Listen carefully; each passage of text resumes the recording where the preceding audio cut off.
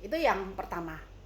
Kemudian strateginya supaya peserta tadi ya mau belajar, motivasinya tumbuh dalam lingkungan kelas di mana kita menjadi pelatih tadi. Mungkin Bapak Ibu tidak aneh lagi dengan kata energizer, ya, energizer. Kalau perlu di antara proses-proses pembelajaran yang kita berikan, jangan lupa energizernya, ya. Tapi jangan melulu energizer, nanti ilmunya nggak dapet, ya. Nah, energizer itu apa, ya? Berarti kalau istilahnya ada yang bilang energizer, ada yang bilang ice breaking, ya. Jadi mewarnai suasana pembelajaran kita. Kita boleh keluarin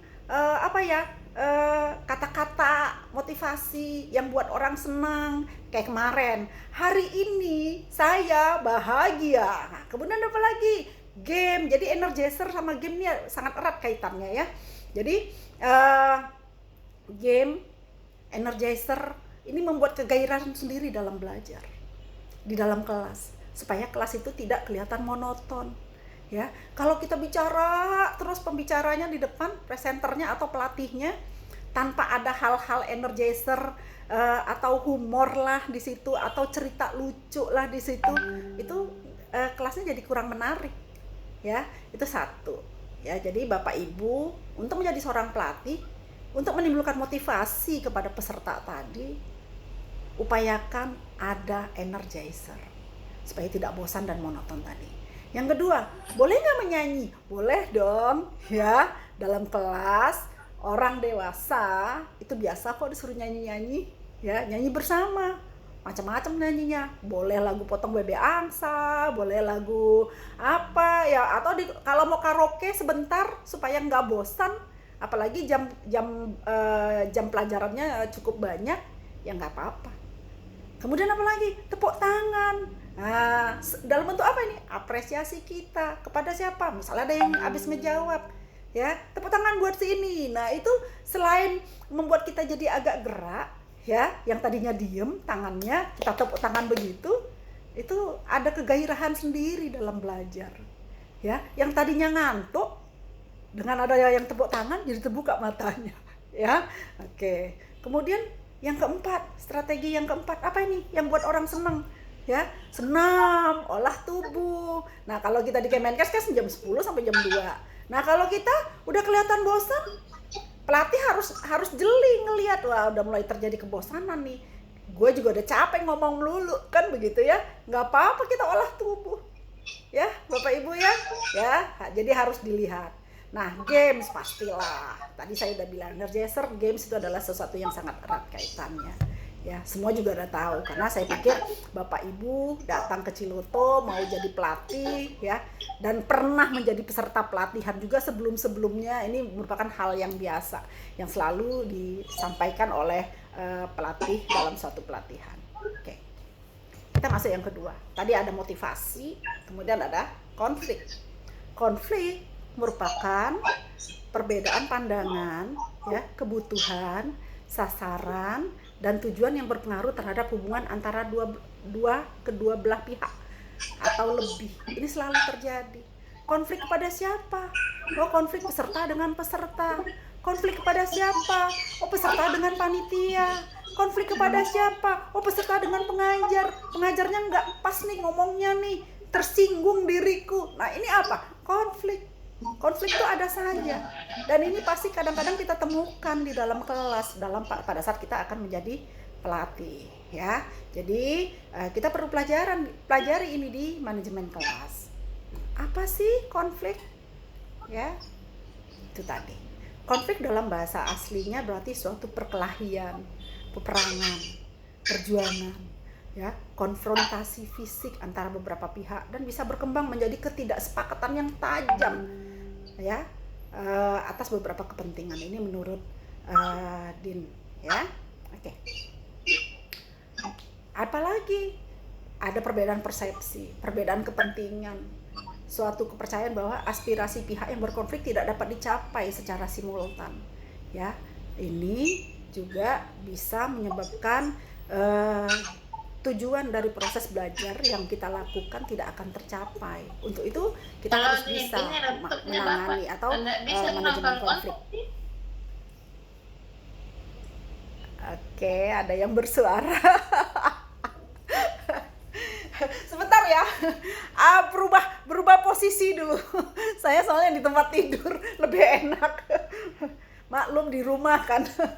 Oke.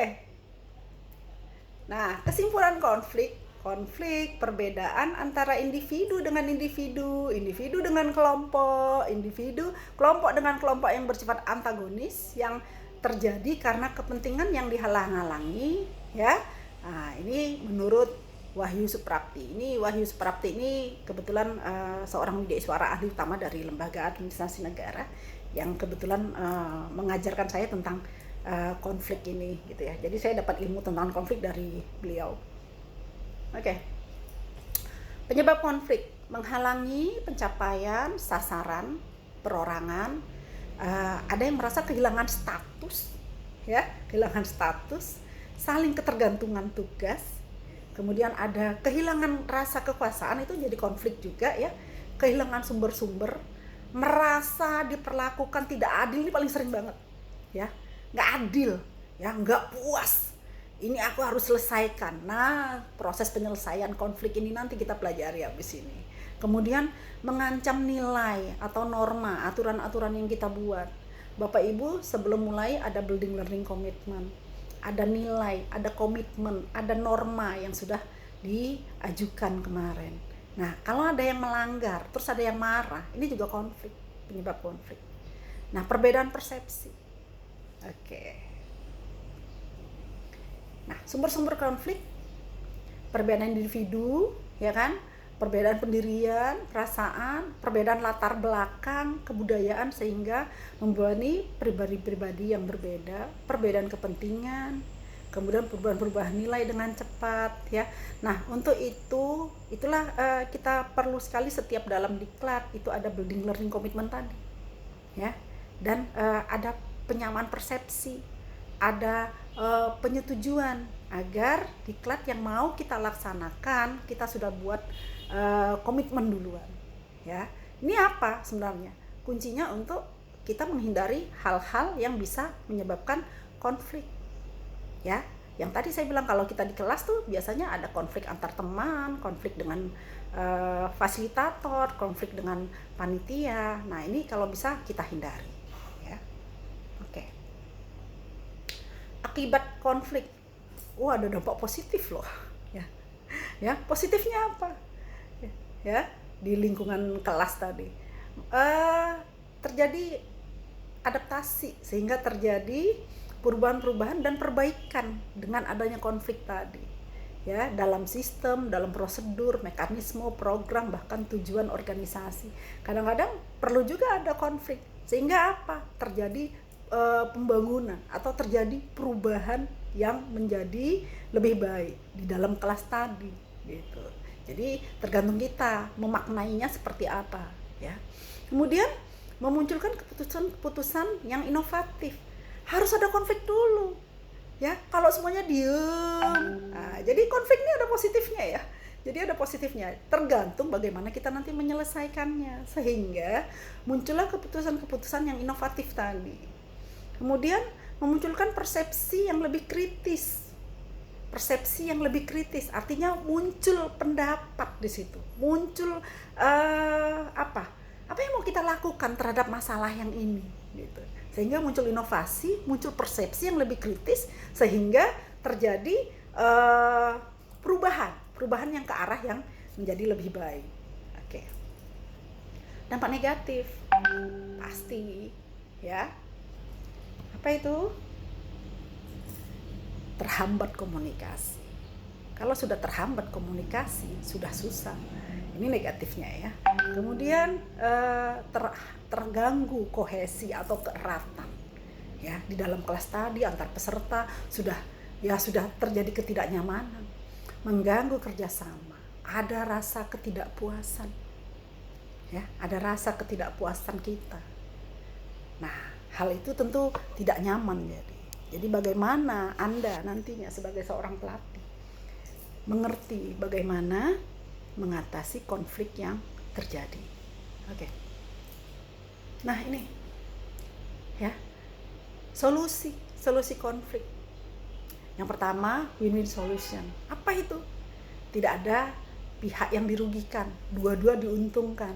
Yang ini maunya ini, yang ini maunya ini. Kenapa nggak dua-dua kita pakai? Kan begitu, ya. Jadi penyelesaiannya tentu dengan mufakat, sehingga ya tidak ada yang merasa dirugikan. Nah, ini biasanya yang paling bisa diterima kalau ternyata memang pendapatnya bisa kita terima dua-dua, ya. Ini paling aman ini kalau menyelesaikan konflik dalam kelas. Kemudian kompromi. Ini yang kedua. Dilakukan jika jumlah yang direbut itu terbatas. Ya, jika posisi dengan lawan nih sama kuat, ini kompromi. Ya. Jadi kalau tadi beda dengan kolaborasi. Kalau kolaborasi dua pendapat, yang ini mau ini, yang ini mau ini, dua-dua dimenangkan, kan begitu. Tapi kalau kompromi, yang satu maunya ini, yang satu mau sama ini, nah kompromilah berdua.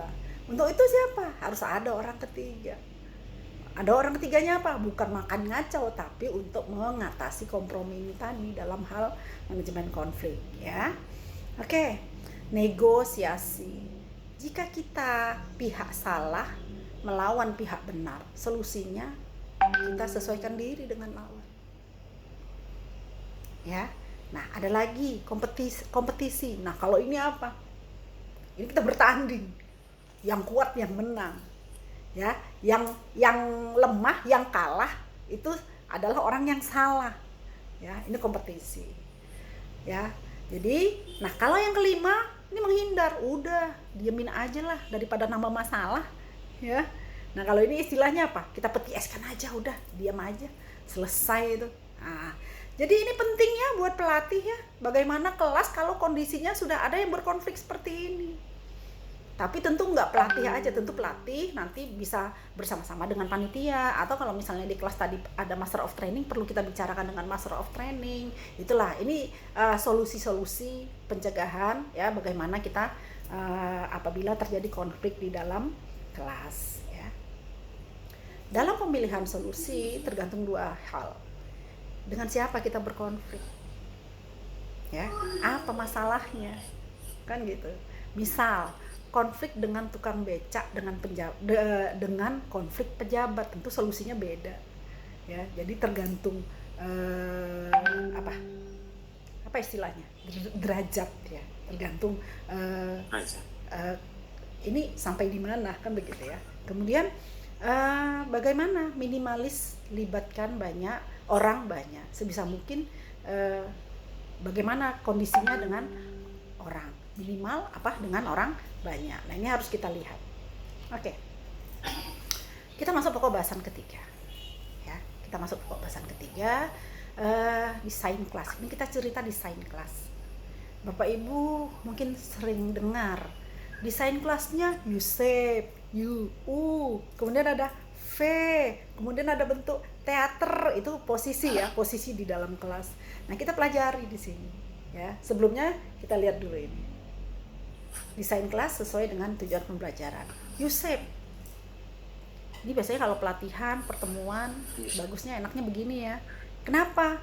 Widya Iswara juga seneng di sini kalau posisinya begini. Ya. Kita bisa jalan di sini, kita bisa dekat sama peserta. Kalau posisinya adalah seperti ini. Makanya kalau di dalam diklat atau pelatihan ini paling sering. Posisinya apa? U-shape. Saya sendiri kalau ditanya panitia, Bu Asi posisi kelas mau apa? Bu Asi mau ngajar habis ini. Saya pasti U-shape. Ya, kebanyakan.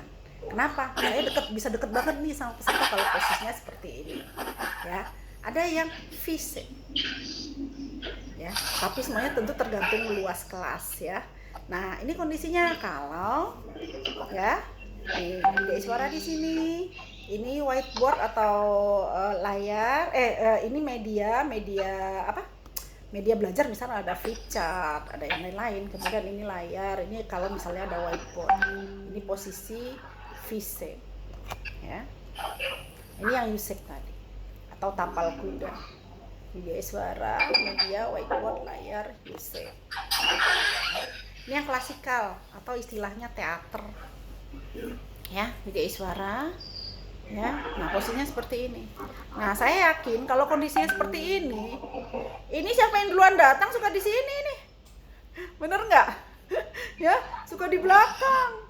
Nggak mau di depan. Pokoknya gitu, video suara datang atau pengajar datang atau master of training datang barulah heboh. Yang belakang maju ke depan, atau kadang-kadang yang nomor 2 pindah. Kalau saya lebih suka posisinya kalau misalnya kondisinya seperti ini, ayo yang belakang maju ke depan. Supaya tidak bolak-balik ini maju mundur banyak ya. Nah, ini maju ya. Oke, ini kalau model kelasnya adalah model klasikal. Menurut Sugiono, posisi kelas atau meja kursi tersebut ya untuk apa? Komunikasi antar pengajar dan peserta. Jadi pengajar enaknya bagaimana? Kita pelatih enaknya gimana? Ya. Kemudian dengan posisi itu akan memberikan suasana baru yang tidak membosankan. Posisi tempat duduk boleh aja selalu berubah. Kan gitu, boleh aja selalu berubah. Dengan berubahnya posisi tempat duduk, maka komunikasi antar sesama peserta diklat juga lebih merata dan tentu dengan teman-temannya. Kemudian adil dalam memperoleh tempat duduk. Makanya tadi saya bilang enakan yang U-shape atau V-shape. Karena kalau posisinya klasikal, orang berebutan duduk di belakang dulu. Ya. Nah, kemudian apa? Tidak akan terbentuk klik-klik kecil, riak-riak kecil di dalam kelas, ya. Oke. Ini apa lagi? Wah, penataan cahaya. Ini paling penting di dalam kelas. Ya. Waktu kita di kelas, ini penataan cahaya enaknya gimana? Mau kayak bioskop gelap, ya kan? Ya, atau seperti apa? Kan begitu. Biasanya kalau lagi lihat screen atau layar, itu biasanya agak diremangkan dikit ya. Iya. Tapi kalau pada saat kita diskusi atau ada tanya jawab atau ada yang mau menjawab pertanyaan temannya misalnya, itu tolong supaya terang. Ya, ini penataan cahaya juga kita harus kuasai ya sebagai seorang pelatih. Karena pencahayaan yang kurang ya tentu dapat melelahkan pembelajar. Konsentrasi juga bisa buyar. Itu hal yang perlu diperhatikan dalam menata pencahayaan adalah intensitas dan penyebaran cahaya di dalam kelas. Oke. Ini suara. Penataan suara juga penting. Saya yakin kalau penataan suara speakernya ke arah kita juga pasti nggak nyaman, orang nggak akan mau berebut ke situ. Biasanya penataan suara kalau perlu speakernya tuh semua bisa dapat dengar, kan gitu ya. Jadi penataan suara yang tepat di dalam kelas adalah tidak terlalu keras, tidak terlalu bergaung, ya, tapi menyebar ke seluruh ruangan secara merata, ya. Oke. Penataan suhu. Nah ini nih, kalau Ciloto susah banget. Kenapa? Karena dingin. Ya kan? Jadi dingin. Suhu ruang lah, ya. Suhu ruang. Jadi suhu yang ideal itu adalah 24 sampai 27. Nah, jadi masalah di Ciloto. Ciloto jarang banget tuh. Dia 24 27, biasanya di bawah 24 terus. Dan kita malah biasanya sampai 19, 18 tuh seringnya. Jadi kalau terlalu dingin udah terjadi ketidaknyamanan. Ya. Terutama di hotel, kalau kelas kita di hotel nanti. Itu biasanya aduh dingin banget dan orang berebutan tidak akan ada yang mau di ventilasi AC. Nah, ini paling penting. Jadi perlu diingat karena penataan suhu udara yang terlalu dingin itu pasti tidak nyaman dalam belajar untuk proses pembelajaran. Ya, yang terlalu panas lebih kacau lagi, kan begitu. Cuma saya jarang sih ngerasain yang panas ya, karena udah lama di Ciloto. Kemudian kalau kita ngajar keluar tuh biasanya selalu di hotel, itu biasanya terlalu dingin. Oke. Jadi simpulannya di sini ya, dalam manajemen kelas ini ada 3 aspek yang perlu kita lihat. Ya, kepentingan kita sebagai seorang pelatih. Kemudian maaf sebentar ini ya, kok turn ya, maaf slow connect Halo? Halo? Halo, bisa dengar?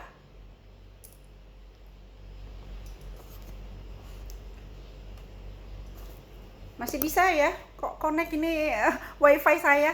Bisa dengar suara? Halo? Hai, Oke, yes. Ya, bisa, bisa ya? Oh, soalnya tiba-tiba, Bisa Bu, bisa Bu, oke, dengar Bu. yes, yes, yes. Soalnya tiba-tiba nggak muncul bisa ini. Bu Asih, lanjut ya. Oke, jadi Bisa.